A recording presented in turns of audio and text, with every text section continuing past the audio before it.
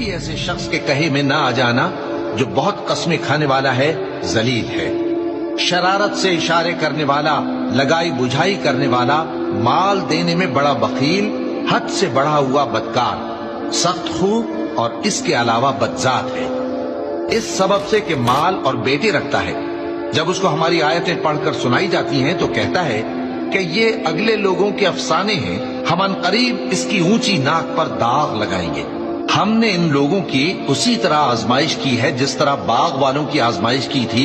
जब उन्होंने कस्में खा खा कर कहा कि सुबह होते होते हम उसका मेवा तोड़ लेंगे, और इंशाअल्लाह ना कहा। सो वो अभी सो ही रहे थे कि तुम्हारे परवरदिगार की तरफ से रातों रात उस पर एक आफत फिर गई,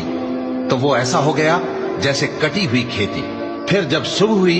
तो वो लोग एक दूसरे को पुकारने लगे कि अगर तुमको काटना है तो अपनी खेती पर सवेरे ही जा